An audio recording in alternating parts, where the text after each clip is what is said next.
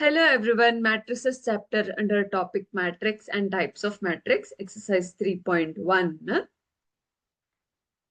Question: if a matrix has 24 elements, what are the possible orders it can have?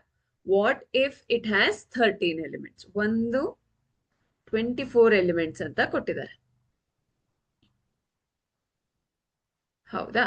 So number of elements ಹೇಗೆ find out ಮಾಡ್ತೀವಿ? m into n ನಲ್ಲಿ find out ಮಾಡ್ತೀವಿ. So ಈ m into n ಯಾವ ತರ ಇರ್ಬೋದು ಅನ್ನೋದ ನಮ್ಮ ಕ್ವೆಶ್ಚನ್. ಅಂದ್ರೆ ಯಾವ ಪಾಸಿಬಲ್ ಆರ್ಡರ್ಸ್ ಅಲ್ಲಿ ಇದೆ ಅಂತ ಅವ್ರು ಕೇಳ್ತಿದ್ದಾರೆ. ಫಸ್ಟ್ ಒನ್ ಇಂದ ಸ್ಟಾರ್ಟ್ ಮಾಡೋಣ. 1,24. ಸೊ 24,1 ಕೂಡ ಬರೆಯೋದಿಕ್ಕಾಗತ್ತೆ, ಹೌದಲ್ವಾ? ಇನ್ನು ನೆಕ್ಸ್ಟ್ ಆರ್ಡರ್ 2,12 ಆಗತ್ತೆ. ಸೊ 12,2 ಕೂಡ ಬರಿಬಹುದು. ನೆಕ್ಸ್ಟ್ 3 8s are 24 ಇದೆ. 3,8 ಕೂಡ ಆಗತ್ತೆ. 8,3 ಆಗತ್ತೆ. ಇನ್ನು ನೆಕ್ಸ್ಟ್ 4 6 ಅಲ್ವಾ?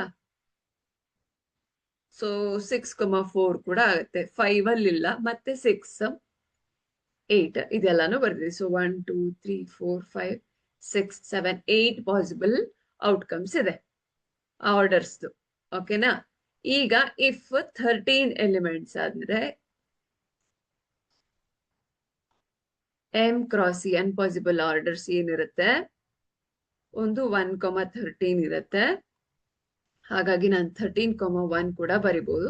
And 13 is a odd prime ಅಲ್ವಾ? ನಿಮ್ಗೆ 1 and the number it self ಬೇರೆ ಯಾವ ಫ್ಯಾಕ್ಟರ್ಸ್ ಕೂಡ ಇಲ್ಲ. ಹಾಗಾಗಿ ಸೊ ಇಟ್ ಇಸ್ 1,13 ಅಂಡ್ 13,1 ಅಷ್ಟೇ, ಸಿಂಪಲ್.